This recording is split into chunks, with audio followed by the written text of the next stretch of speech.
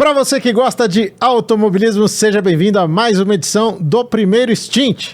E hoje eu estou aqui na companhia do meu amigo Bruno Vicária, parceiro aí de longa data. Trabalhamos juntos no site Tásio, que o Bruno era meu chefe lá, hein? Também no Anuário Automotor, em que a situação se inverte.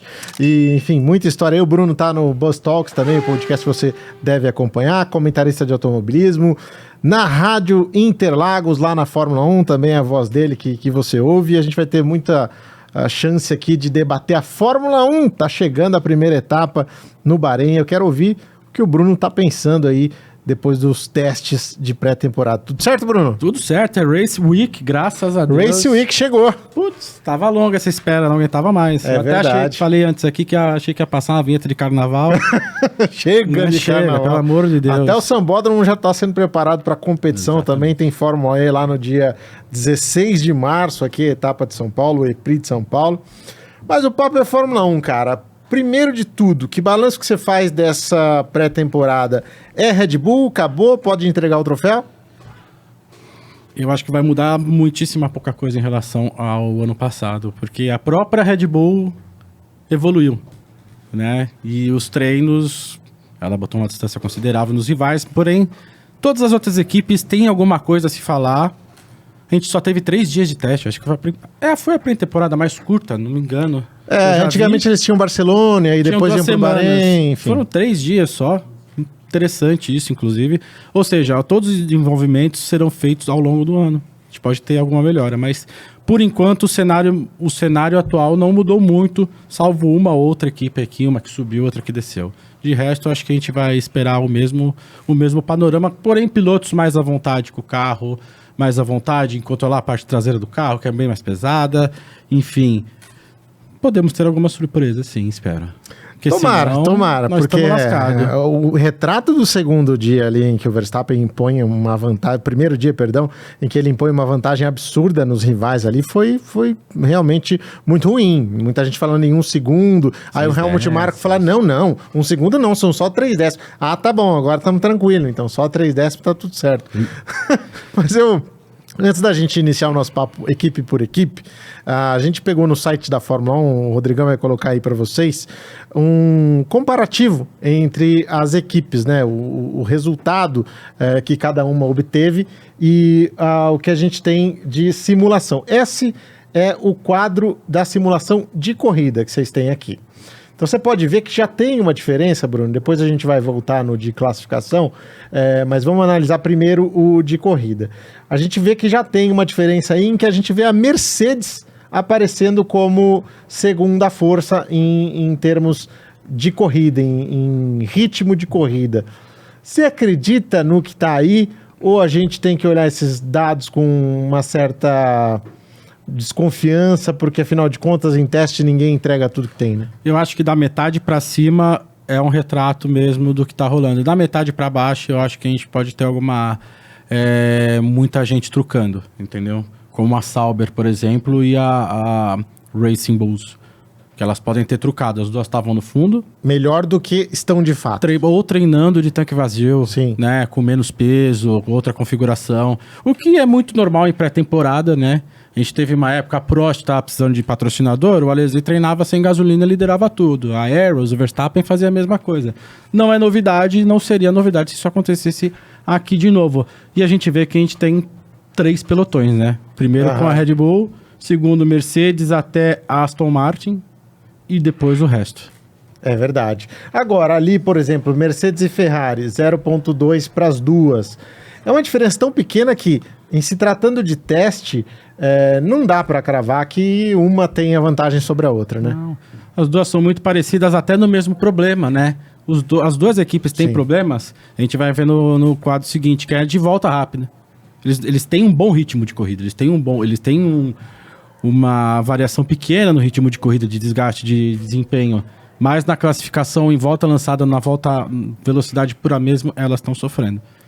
E a McLaren, que aparece ali em quarto, a gente vai ter chance de conversar detalhadamente sobre cada uma delas, mas a McLaren fica com 0,4 nessa simulação aí que a própria Fórmula 1 preparou. acho que a distância não é essa. Acho que a McLaren tem condições ali de brigar um pouco mais para frente também. Então, no caso da McLaren, só o Piastri andou. A gente não sabe como é que vai ser o desempenho do Lando Norris em ritmo de corrida. Eles têm um ritmo de qualificação bom em contrapartida, né? Só que eles estão sofrendo um pouco com degradação dos pneus. Tá? O carro deles está gastando um pouco mais de pneus em relação aos outros. Né? Nos mesmos compostos, o que também pode fazer diferença. Pode ser 3 décimos em vez de 4, mas não colado nas outras duas. E o que chama atenção também na parte de baixo, ali a Williams muito mal, né? A Williams terminou em 7º no ano passado, foi a melhor posição dela desde 2017 com Stroll e Massa, ou seja, fazia tempo que ela não ia tão bem, fez uma revolução no carro e aparece mal no teste. Sinal de alerta? Mais ou menos. Ela fez uma revolução por fora também, né? Com o James Fowles entrando como chefe de equipe, o que pode atrapalhar um pouquinho no andamento. O que pode acontecer com a Red Bull se o Horner sair. Também. Eu não sei se até o fechamento dessa edição ele vai estar. Vai amanhã, mas a Fórmula 1 sabemos como é, né? Estamos gravando na segunda-feira, 26 de fevereiro, às 14h18. Tem um anúncio no dia 28, então seria um anúncio amanhã. Vamos ver até que ponto também o Horner tem de porcentagem nesse domínio da Red Bull. Sim, sim. Mas enfim, a Williams teve essa mudança, teve essa revolução, porém, eles estão sofrendo com estabilidade traseira. Isso o Sargent sofreu bastante nos treinos, foi um dos caras que mais rodou.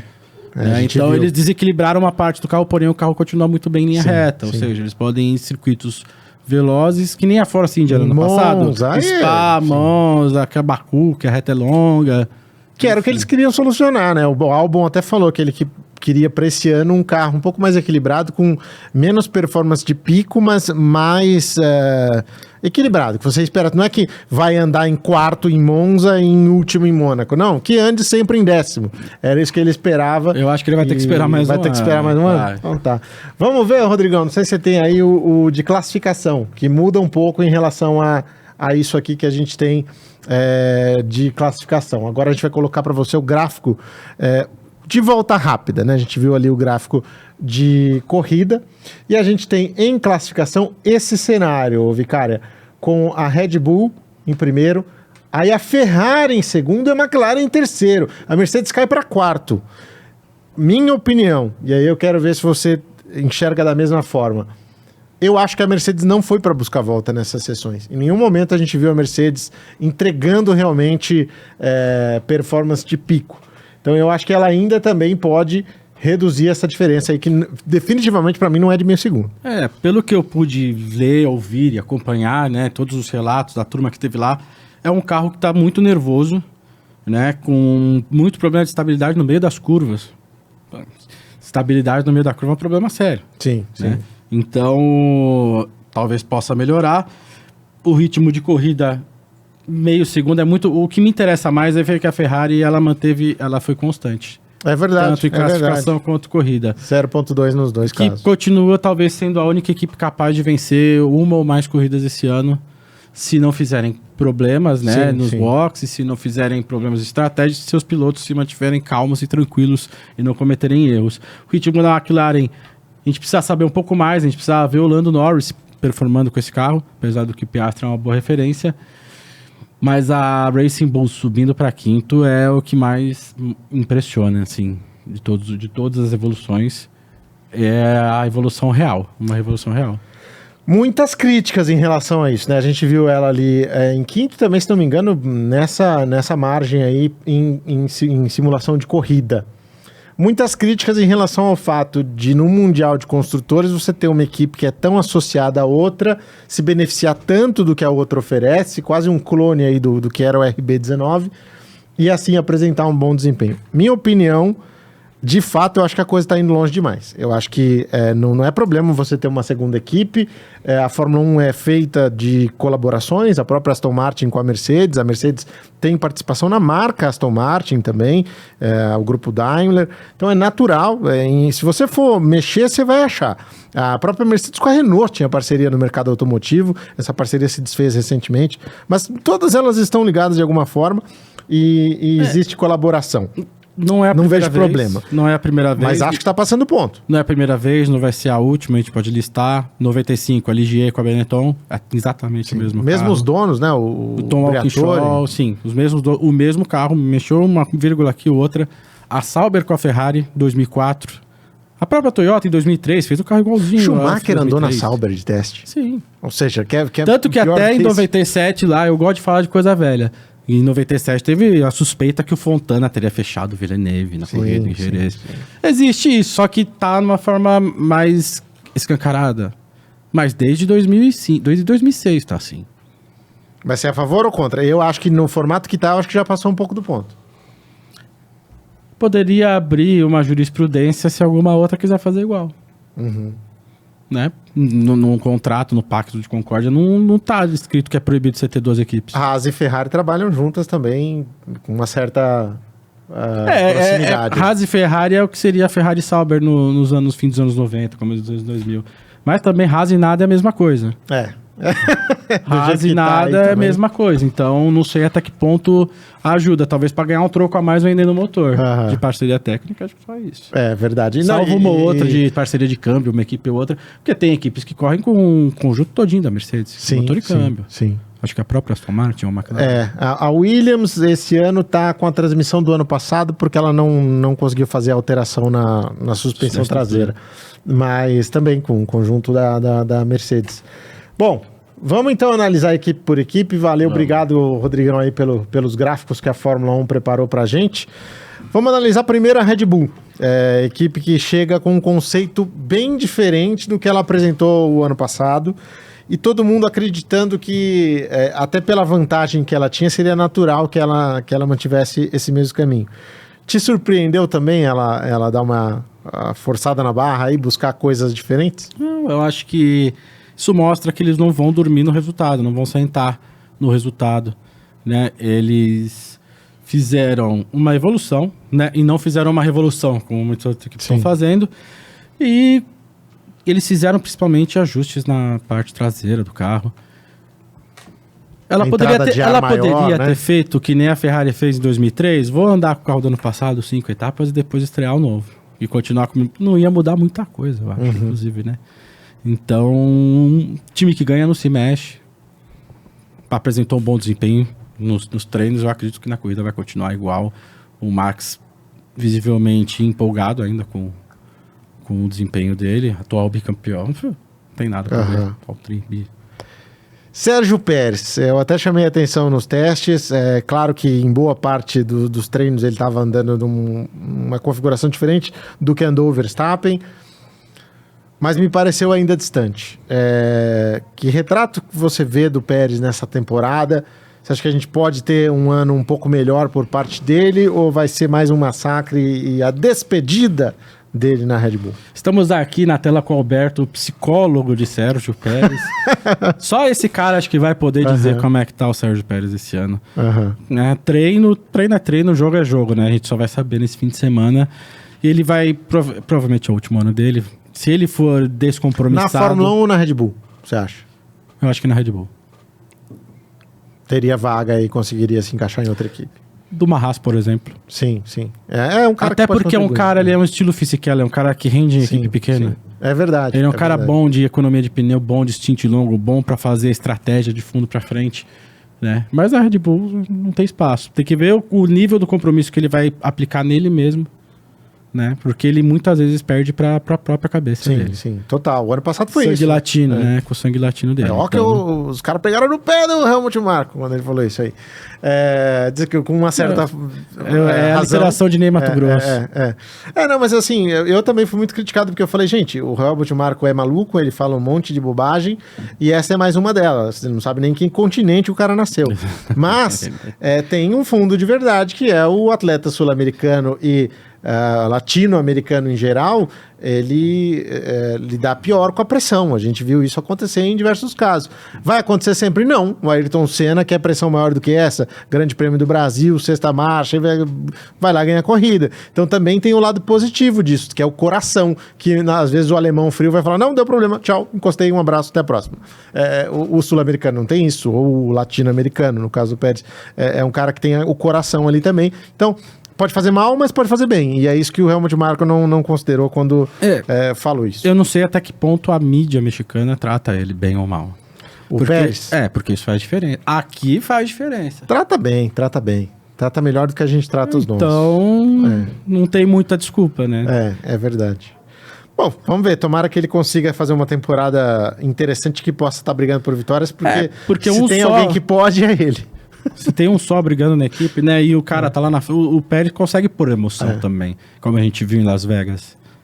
Exato. O problema é que ele é o craque em perder posição na última volta. Pra gente é ótimo, cara, mas pra ele não tá mal. Não, e assim, não precisa ser o Sérgio Pérez brigar pelo título. Não precisa, como o ano passado, falar, não, quero ser campeão. Eu sou o piloto 1B. Tô pronto, sou o piloto 1B, que a gente tem um trauma desgraçado. Não precisa, é só, sei lá, chegou no fim de semana do Azerbaijão, tá rápido, tá competitivo, putz, cravou o Verstappen, legal, já dá um tempero no campeonato. É que nem o Piquerez batendo falta no Corinthians sem goleiro. Só coloca, não... cara. Só coloca, já tá ali, tá certo, é gol. O Vicara que faltou apresentar é corintiano fanático, inclusive tá de preto por isso aí, né? Inclusive... Tô de luto. Mas, falando sério, o Pérez é um cara que pode dar emoção no campeonato, tomara que ele consiga... Se ele faz o café com feijão, ele pode em toda a corrida. Exatamente.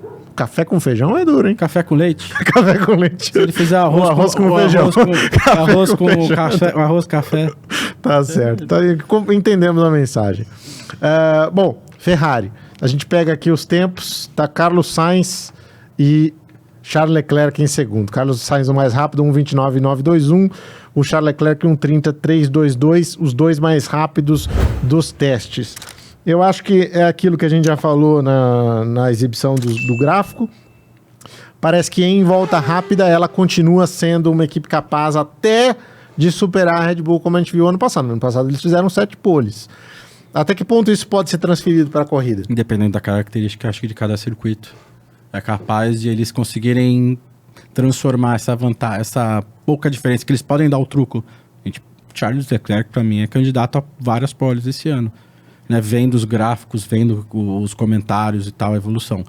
Então, se ela conseguir traduzir do treino para a corrida, grandes chances de vencer mais de uma corrida. A diferença é pouca e eu acho que dá a margem para a Ferrari melhorar.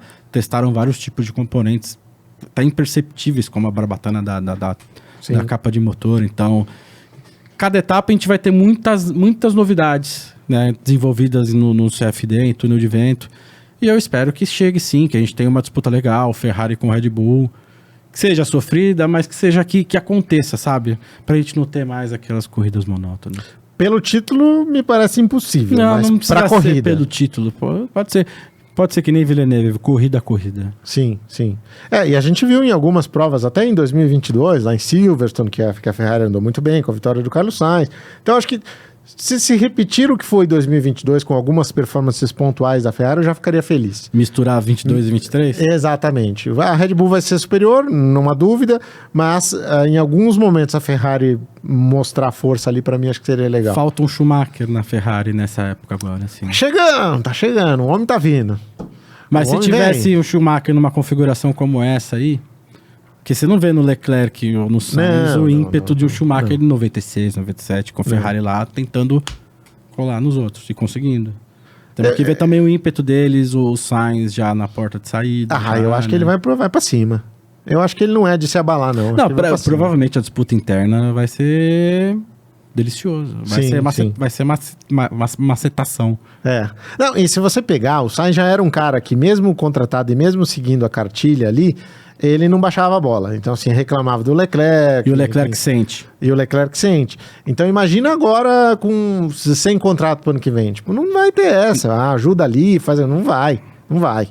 Então, eu acho que a gente pode ter boas performances do Sainz também ao longo do ano. E essa briga interna talvez pode fazer bem ou pode fazer mal. Como já vimos anteriormente dentro da própria Ferrari, né? Eu acho que na situação que eles estão ali é mais provável que faça bem, né? Que eles consigam ali obter bons resultados. Com o Fred Vasseur. Agora, já que a gente citou o Hamilton, você acredita que ele vai ter um papel semelhante ao do Schumacher na Ferrari ou a gente está falando de uma outra época, de um outro período e de um piloto numa outra idade também. O Schumacher foi para cumprir uma missão. O Hamilton vai para realizar o sonho. Porém, ele pode fazer um misto dos dois. Ele e o Vasseur correram juntos na GP2, foram campeões, correram juntos de Fórmula 3, foram campeões. Tem sinergia. O feedback dele é bom. Eu acredito que ele possa contribuir para a Ferrari. Eu acredito sim. Por mais que seja um tempo curto, a gente não sei. Ele vai para lá com 39, vai para lá com 40, né? Ele faz em janeiro, isso aí. Então ele tem, se tiver 2 ou 3 anos, pode fazer diferença sim. Pode fazer.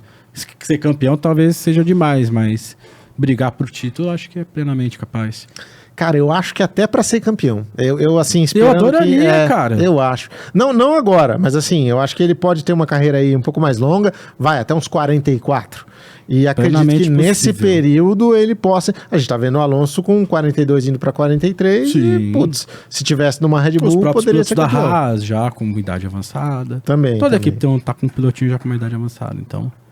então... A maioria delas, no caso, né? Eu acho possível, sim, que o Hamilton possa chegar e entregar um título para a Ferrari nesse período aí. Voltando a falar de 2024 especificamente, aí logo depois ali na nossa lista, em resultado, aparece o George Russell, que foi o terceiro colocado, virou no terceiro dia um 33,68. Hamilton vai embora, Russell vai ficar como piloto principal ali da Mercedes, esperando aí quem é que vem para a segunda vaga. Mas a hierarquia não muda para esse ano, não. Para esse ano, então. Mas na verdade essa hierarquia ela existe porque eu sempre vi o Russell sendo muito bem tratado lá dentro. Até mas a hierarquia, mas o Hamilton tá desde os 10 anos de idade. Sim, mas eu digo... Há uma diferença de respeito, que nem o Hamilton não vai largar a mão desse campeonato. Não vai, de jeito nenhum. Vai reclamar, e já tá reclamando do carro já. Sim. Então ele não vai deixar barato, né? Porque é o último ano dele que ele vai... E o Russell tá na frente dele e é o primeiro rival dele. Então eu acredito que o pau vai torar. Por que o hype do Russell não é tão grande quanto o hype do Norris, por exemplo? Sendo que o Russell já ganhou a corrida, foi campeão em cima do Norris. Tem um pouco... Os dois são... o nível de carisma do Norris é muito grande. Sim. E o Norris topa qualquer parada. A Mercedes já não é tão extrovertida quanto a McLaren. O Russell é mais acompanhando. O Russell é mais espontâneo nos memes que ele provoca, como quando caiu o celular dele numa volta de saudação ao público. Mas acho que esse carisma dele ainda não é totalmente explorado. O Norris trabalha no marketing dele bastante.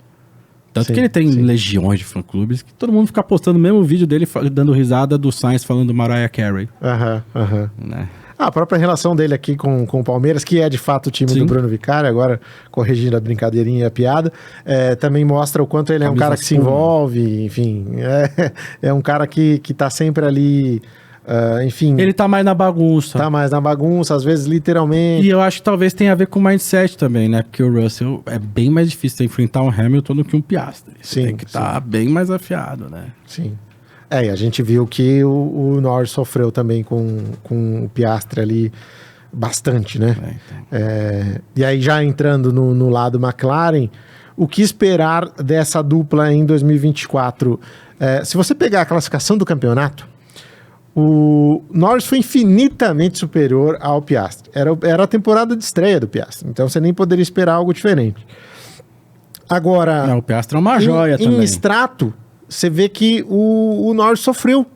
Mesmo sendo superior ao... O Piastri já ganhou uma corrida. Exato, é uma sprint, querendo ou não, mas é uma corrida. Tá na estatística. Tá na estatística. E o Norris sofreu muito com isso. Você acha que ele vai conseguir botar a cabeça no lugar e entender que ele tá entregando até em pontos mais do que o Piastri? Ou é mais uma temporada de sofrência? Se você vê ele série A1, talvez ele tenha mudado o mindset dele. Talvez seja um pouco isso, né? Tem velocidade, mas também perde muito pra ele mesmo. Como ele perdeu aquela... Foi na Rússia? Na Rússia com a chuva. Perdeu pra ele mesmo. Poderia ter sido... Sim. Naquela época faltava experiência. Eu acho que hoje não falta mais. Né? Já fez tudo que podia fazer, já quebrou até troféu dos outros. Só falta ele ter o dele. E ele sabe que o tempo dele tá correndo. Ele é o único cara que não ganhou ainda da turma da frente. Né? O tempo dele tá correndo. Ele vai virar o quê? Mais um Martin Brundle? Nossa, polêmico, hein? Olha, essa dá corte. Norris, novo Martin Brundle? Interrogação. Porque daqui a pouco ele vai lá pro microfone e faz a festa dele. Sim. Ou o novo Fisichella, o cara ficou 300 corridas sem ganhar uma corrida. Sim. É verdade. É um cara recorde negativo, que corre esse risco aí. Aliás, eu hoje printei, se eu não me engano, saiu no motorsport.com uma série de estatísticas e de números que podem ser quebrados esse ano. Por exemplo, mais GPs sem uma vitória, Andrea de Césares 208, Hülkenberg tá com 203, pode bater esse recorde. E o outro... vai bater, se não bater, ele vai bater. Exatamente, se ele fizer as provas que tem previstas. Se ele fizer o café com feijão, né? O café com feijão. Mais vitórias sem um pódio. Mais pódio sem vitória. Mais pódio sem vitória. Esse recorde, Nick Heidfeld está empatado com o Lando Norris com 13. Então é esse o recorde que o Lando Norris pode ninguém quer alcançar esse ano. Mais pódios sem vitória. Ele tem 13 pódios, pode superar a lenda Nick Heidfeld, que também, pelo amor de Deus, se enganou durante muito tempo. Vocês acham que números não contam? Estatísticas, tem algumas que contam muito. Tá aí a história. Então, assim, é uma coisa que o Lando Norris precisa superar. Ou seja, ele tem que ganhar no próximo. Ele precisa dar o próximo passo. Porque até agora ele não deu o próximo passo. Sim. Você não percebe? Mas tanto de maturidade, de velocidade, de constância. Se ele não, ele vai ver o bonde passar. Você acha que ele pode ganhar uma corrida esse ano? Técnica, não pelo Norris, mas pela situação da McLaren? Acredito que sim. Potencial ele tem, velocidade ele tem, pilotagem ele tem, não só ele como o Piastri. Então os caras fizeram uma dobradinha, poderia muito bem ter sido invertido. Sim, né? Então é capaz, sim. Temos que ver agora qual pista que o carro vai se adaptar melhor, mas é um carro que andou bastante na pré-temporada, mesmo sendo só com o Piastri, né? E só tá precisando melhorar um pouquinho o desgaste dos pneus traseiros, que é o que tá pegando um pouco para eles. Todos os pneus, na verdade, não só os traseiros. O traseiro é mais a Williams. E a gente não viu o que eles podem performar ainda com um pneu mais macio, né? Porque a Alpine e a McLaren não levaram pneu C4, se eu não me engano. Então, assim, era... C1, C2, C3, C4. Exatamente, eles levaram só a gama que realmente vai ser usada no Bahrein. Então, esse fim de semana... Eles foram mais diretos ao ponto. Em vez de fazer, vou avaliar tudo. Não, vai ter coisa daqui 2 semanas. Eu só tenho 3 dias de teste, eu vou ficar panguando. Esse extrato aqui de Piastri em 9º e Lando Norris em 12º pode ser um cenário ilusório. Eles podem estar mais à frente, de fato, e a gente não pôde ver porque eles não levaram pneu para isso. Porque foram dias muito curtos, muita coisa. Esses carros... Bueiro voando. A gente pode chegar... Então, o bueiro voando, cara... Eu tava vendo todas essas explicações. É o sinal que os pilotos já estão mais acostumados com o carro e estão ultrapassando, subindo na zebra até para fazer a tomada de curva. Que aquela zebra que saiu do bueiro era uma zebra de entrada de curva. Sim, não era de saída. Sim. Então, é verdade que os caras estão indo mais para fora ali, para entrada de curva. E com os carros...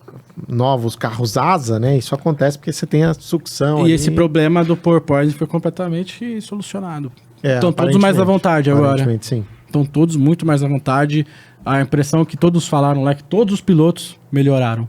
Sim. Né? Não só de rendimento, até de astral. Então, a maioria está bem satisfeita com o que viu. Se você não está satisfeito, então tem algo errado. Ah, muito bem, olha aí. Aí a gente desce mais um degrauzinho aí para falar de Aston Martin agora, que é a equipe que parece ser a quinta força, vai. O que esperar de Aston Martin? O ano passado a gente viu que Fernando Alonso entregou muito, que Lando Norris, que Lance Stroll entregou menos do que deveria. Que cenário que você vê? O Alonso já falou, não é igual ao ano passado, a gente não vai chegar brigando por pódio. Concorda? Sim, eles relataram problemas de performance em curvas de alta, sendo bem específico assim. E é o carro que andou os que mais andou durante a pré-temporada e o ritmo de corrida não caiu tanto em relação ao ano passado, continuou bem aceitável. Então tem que ver o que a equipe vai investir a partir desse ponto, né? É um ponto de partida aparentemente positivo para eles, né? Com inovações tecnológicas ali na frente do carro. Vamos ver o que vai sair dali para frente. Temos um grande piloto, só que eles trabalham também com uma via só, né?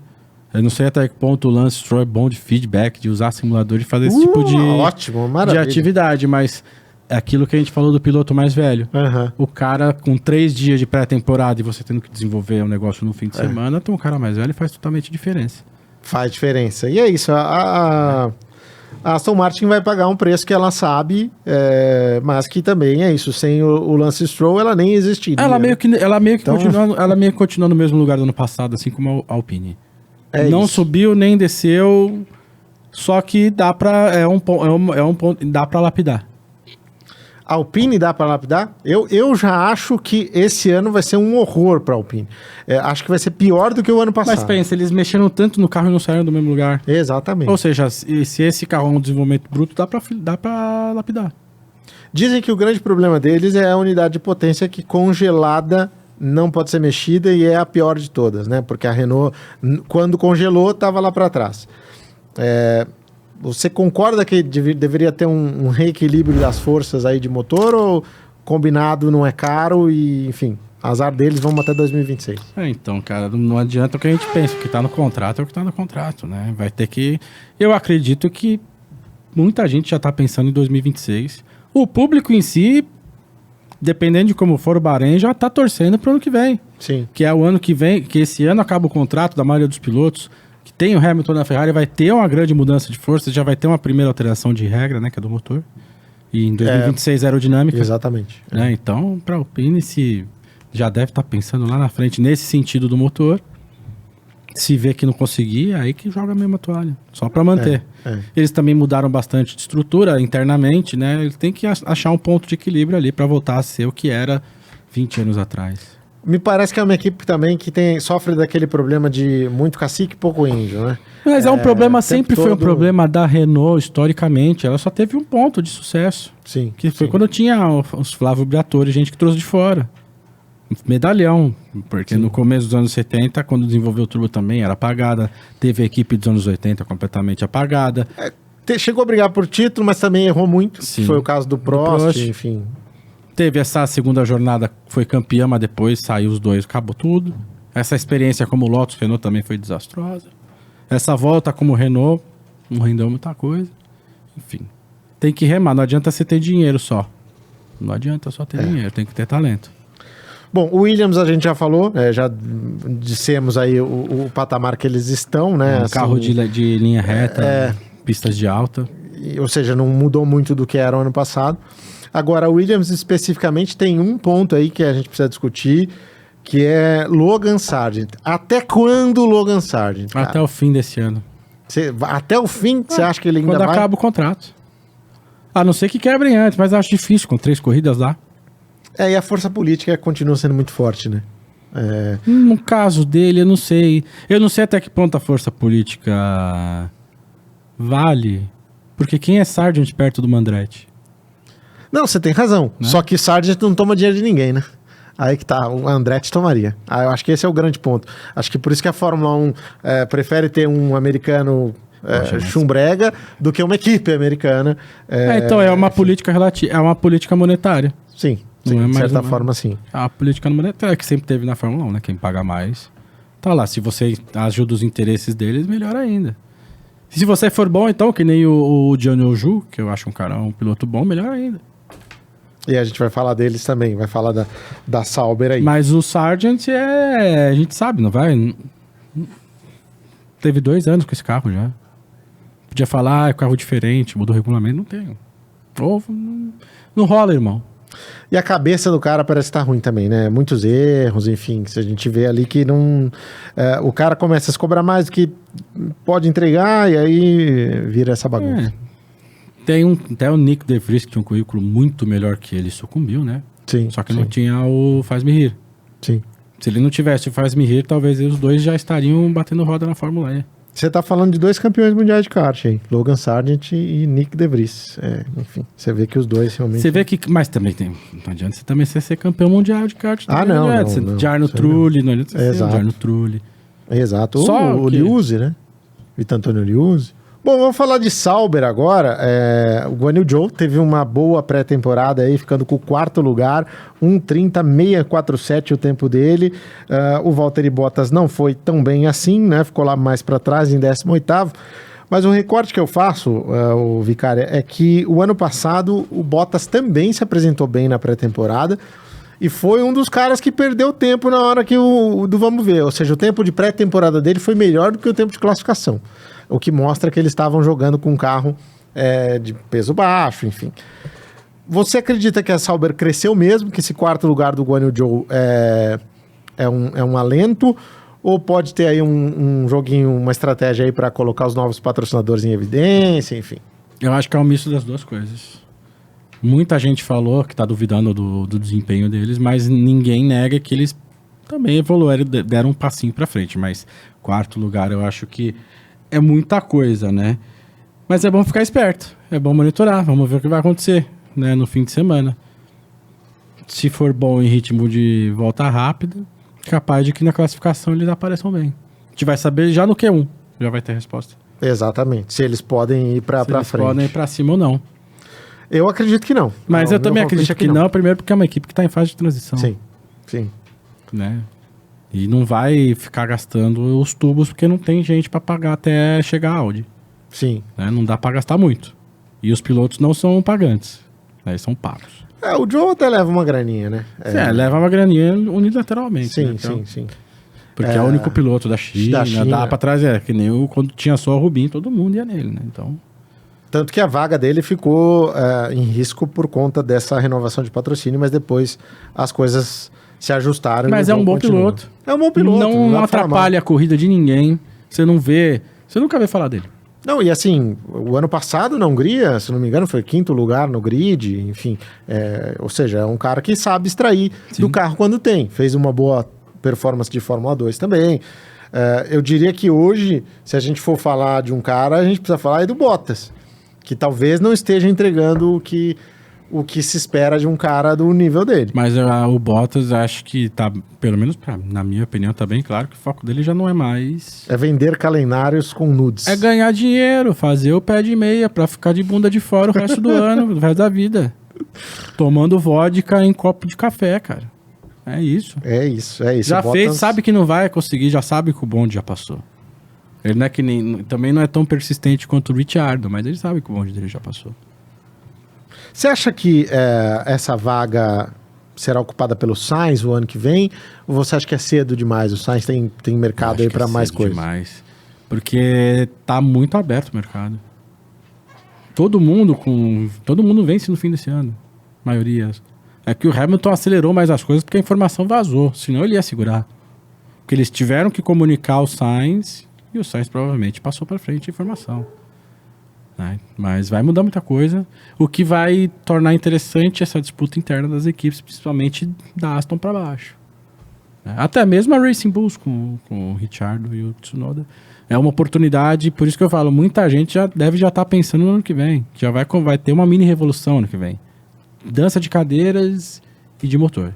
Em 2026, 26 termina de mudar. Então... Essa temporada, eu queria realmente que essa temporada fosse igual a de 2021. Tava congelado e todo mundo chegou. Sim. Mas, infelizmente, não vai ser. Também acho que não. Quem sabe 25 aí com mais um ano congelado e tem que ver próximo de mudança de regulamento. Tem que ver o que vai mudar, se essa alteração de motor vai mudar muita coisa também no desempenho. Mas se congelar aerodinamicamente, perfeito. É isso. E copiar não faz mal. Copiar não é proibido. Tudo que é bom pode copiar. Exatamente, não é proibido. Copio mesmo, vou fazer um podcast igual a esse, inclusive. Aí, ó, pronto. Esse é o segundo stint. Cara, na verdade, assim, aliás, já tem o último stint, que não é um podcast, mas se eu não me engano, é um quadro do Ludiero lá, do Vitor Ludiero. Então já temos o último stint. Alguém precisa preencher esse meio aí. A parte chata da corrida da NASCAR. A parte chata da corrida da NASCAR. Os primeiros segmentos. Chegamos às duas últimas equipes, então Racing Bulls, você já pontuou aí rapidamente. Eles estão falando que vão brigar por pódio. Você acredita nisso? É uma equipe que mudou bastante, mudou o chefe de equipe, não lembro agora o nome do... O Lohan Mekis. O Komatsu é o da Williams, né? O Komatsu é o da Haas. É o da Haas, perdão. Aí a gente tinha o ano passado, até o ano passado, o Franz Tost, que era o chefe de equipe, que acaba sendo substituído agora. E aí? É uma equipe que aparentemente foi a que mais evoluiu. A gente não sabe se é estratégia de Sauber, assim, de pouco combustível. Sim. Acho que eles não precisam. Mas tem a ver aquilo que você falou, né? Contribuição da equipe irmã. Já que tá gastando dinheiro a dona das duas, vou dividir o conhecimento. Sim. Como empresário, você não tá errado. Faz sentido. E não tá na lei. Que não pode. Você tem que ter, o carro tem que ser sempre, tem que ser diferente, não precisa ser 100% igual. Então você pega, você muda só o espelhinho. Aí muda. São carros diferentes. Né? Então a Red Bull não tá errada. O regulamento permite. E sim, eu acho que chamou a atenção dentro e fora das pistas. Acho que o ano tá do jeito que ela desenhou. E eu acho que é altamente possível. Os dois pilotos andam bem. Tsunoda é mais inconsequente, o Ricciardo é mais cabeça boa. Temos que ver em ritmo de corrida como eles vão, como esse carro vai performar mesmo. Acho que essa é só, porque de classificação eles vão ser Q2 sempre, no mínimo. Já começa um ano bem melhores do que o ano passado, que foi aquela terror. Vai subir, ela meio que troca de lugar com a Williams, né? Exato. Ela sobe 2, 3, a Williams cai 2, 3. Pode ser esse o cenário, pelo menos é o que a gente tem visto aí do que rolou nos testes. Finalizando com o Haas, uma equipe que parece em desconstrução, né? Porque perde o Gunther Steiner, vai aí com o Hayao Komatsu como líder e, sinceramente, nos testes foi a equipe que mais andou, 441 voltas, 2.386 quilômetros, mas em termos de tempo não veio nada, absolutamente nada. Eu acho que a Haas é a futura Andretti. Seria um bom palpite. Porque assim, o cara não tem um patrocínio quase no carro do cara. O cara tá bancando tudo do bolso. Maior confusão, ele não se adaptou ao ambiente. Ele só teve o primeiro ano bom. Sim. De lá pra cá, acho que até a escolha não é que eu tenha alguma coisa contra os dois, mas... Já não se espera mais nada. Cara, bota dois moleques logo. Sim, também acho. Revoluciona de uma vez.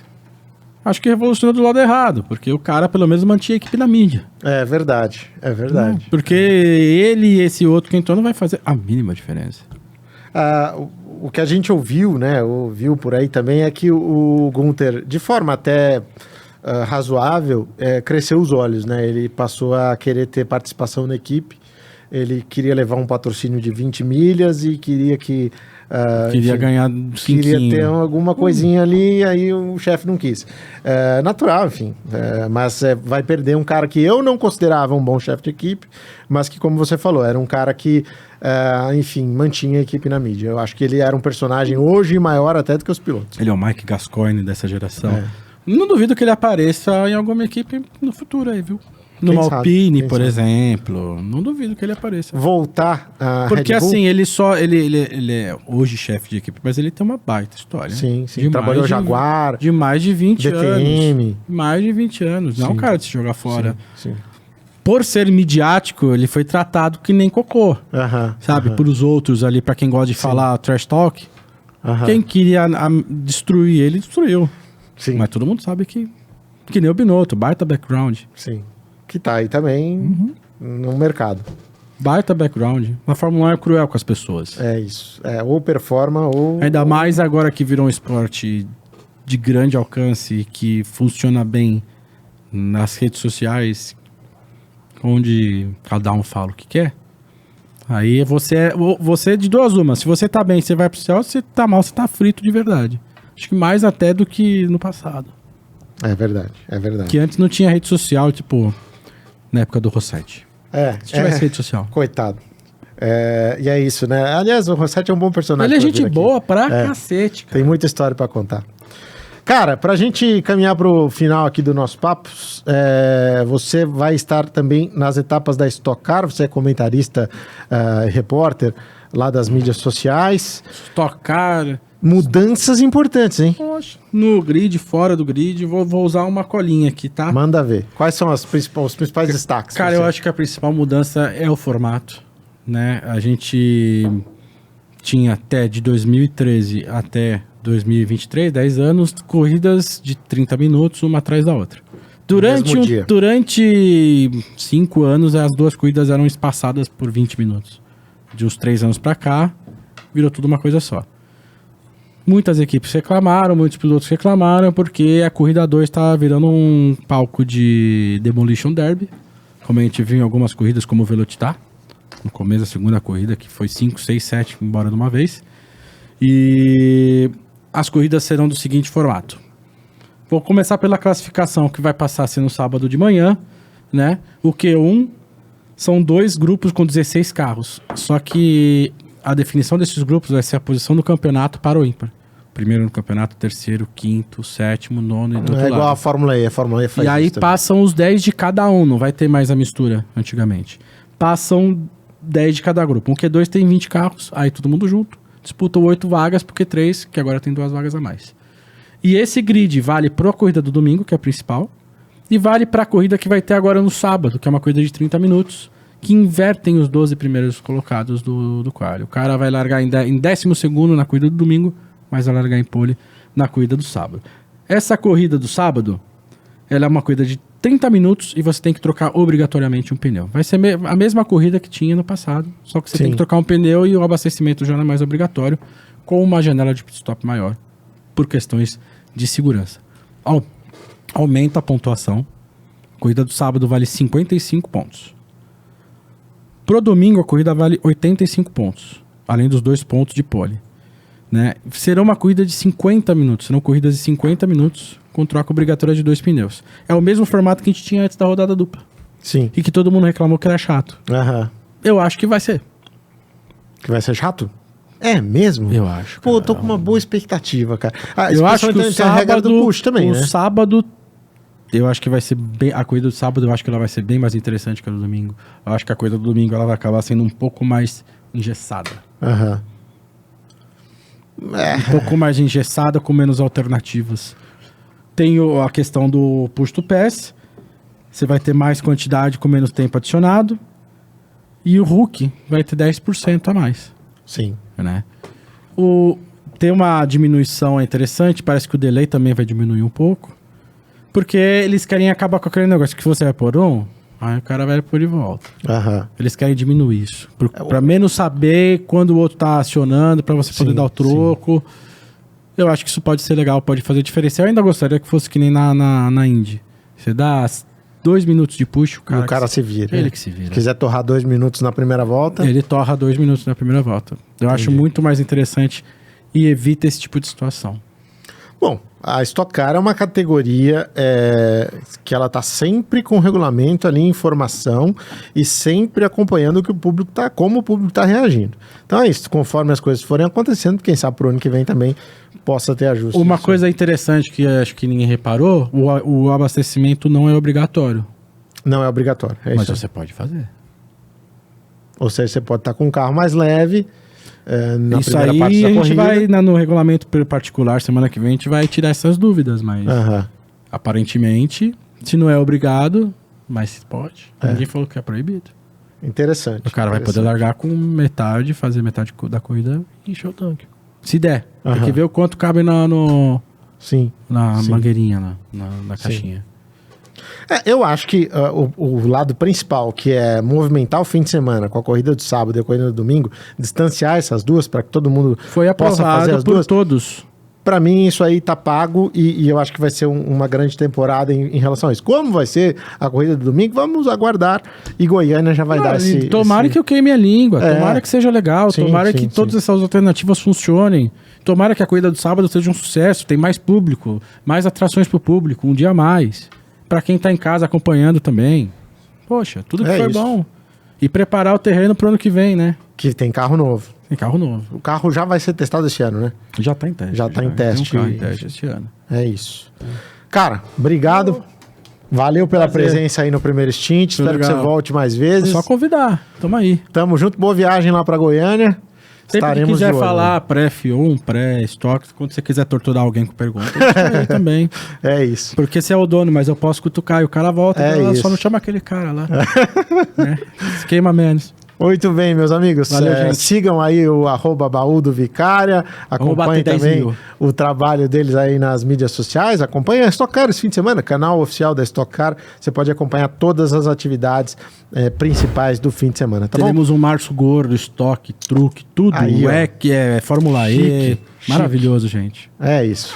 As corridas voltaram. Feliz março pra vocês, feliz ano novo. Se vocês gostaram desse conteúdo, deixem aí o like, façam inscrição no canal também, é fundamental, e deixem aí os comentários também a respeito desse papo, qualquer dúvida que vocês tiverem ou qualquer afirmação. Deixem um super like, aí depois eu cobro ele metade pra cada não vai receber nenhum centavo, mas pode deixar também que ajuda a gente aqui. É isso, meus amigos, da minha parte um grande abraço e até a próxima. Valeu! Tchau.